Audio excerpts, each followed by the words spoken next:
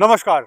आज हम बात करेंगे अंतरिक्ष कार्यक्रमों के असली योद्धा की। साल 1957 अक्टूबर महीने के शुरुआती दिन रूस ने दुनिया के पहले उपग्रह स्पुतनिक को अंतरिक्ष में सफलतापूर्वक स्थापित कर पूरी दुनिया में अपना झंडा गाड़ दिया था। रूस के लिए स्पुतनिक का निर्माण और उसकी लॉन्चिंग अमेरिका से होड़ का नतीजा थी। अमेरिका भी रूस पर बढ़त बनाने के लिए अपने अंतरिक्ष अभियानों पर भारी निवेश कर रहा था। वहीं भारत नया आजाद हुआ मुल्क था, जिसके पास संसाधनों की तो भारी कमी थी, लेकिन उसके पास उस समय शायद दुनिया का सबसे दूरदर्शी नेता था, जिसका परिणाम हुआ कि अंतरिक्ष विज्ञान की दुनिया में नौसिखिया अनाड़ी समझे जाने वाला भारत कुछ ही सालों के भीतर एक अंतर्राष्ट्रीय खिलाड़ी बन गया।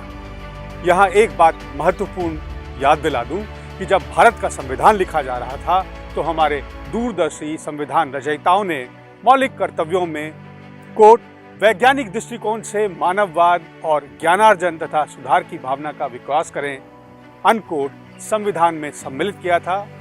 ये एक प्रगतिशील नेतृत्व की पहचान थी। एक अच्छा नेता उसे माना जाता है जो देश की तरक्की के लिए हर मोर्चे पर विशेषज्ञों की फौज तैयार कर ले।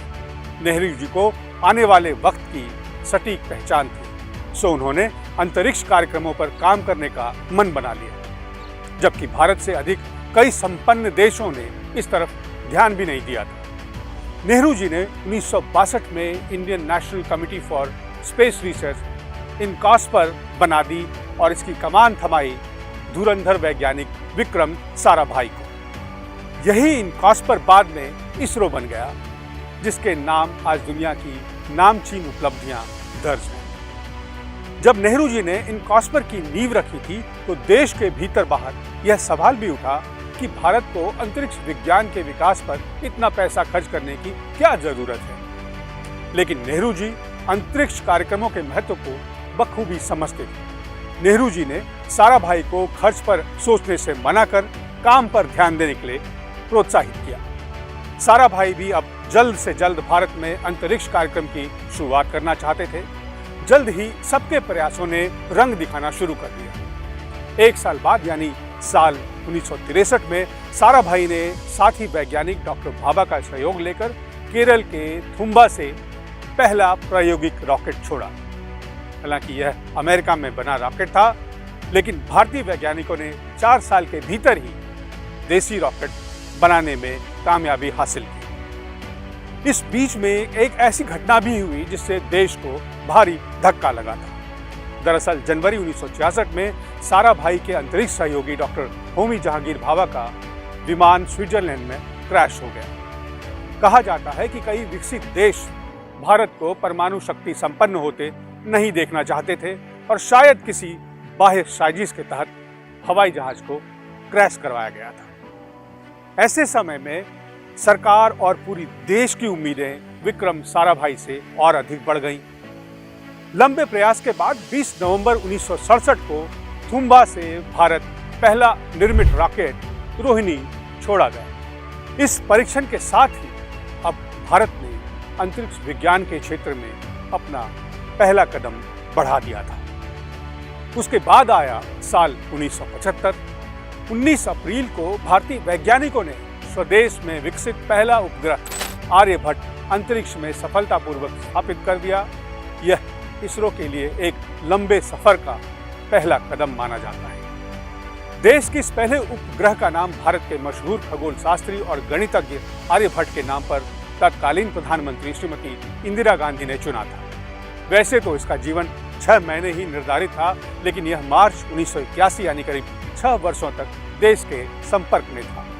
वक्त के साथ भारत के लहराते परचम को पूरी दुनिया देख रही थी। 2 अप्रैल 1984 को भारतीय वायुसेना के pilot wing commander Rakesh Sharma ने अंतरिक्ष की दुनिया में अपना कदम रखा। शर्मा ने अंतरिक्ष में 7 दिन 21 घंटे और 40 मिनट बिताए। इस दौरान उन्होंने अपने रिसर्च के दौरान बायोमेडिसिन और रिमोट सेंसिंग को लेकर 43 प्रैक्टिकल सेशन भी किए।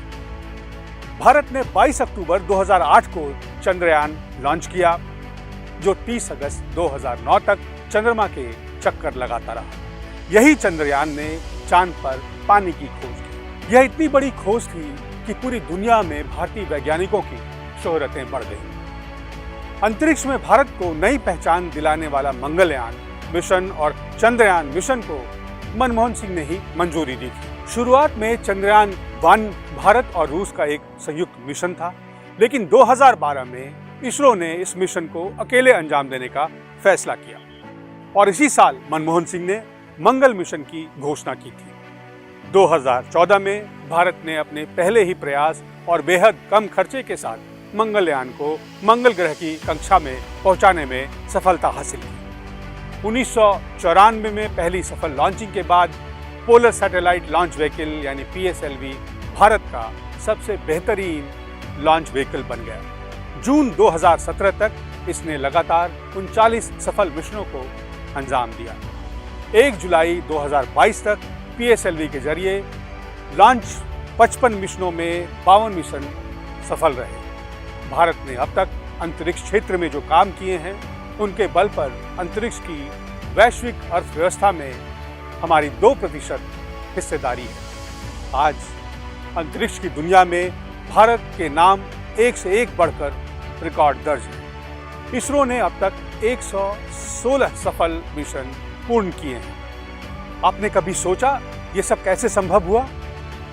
ऐसा इसलिए हो पाया क्योंकि भारत को आज़ादी मिलने के साथ ही एक दूरदर्शी नेता मिला, जिसने अपने विजन की बदौलत भारत को दुनिया के शीर्ष देशों में शुमार किया। भारत के साथ और कई देश आज़ाद हुए, लेकिन कोई भारत की टक्कर का नहीं हुआ। नमस्कार।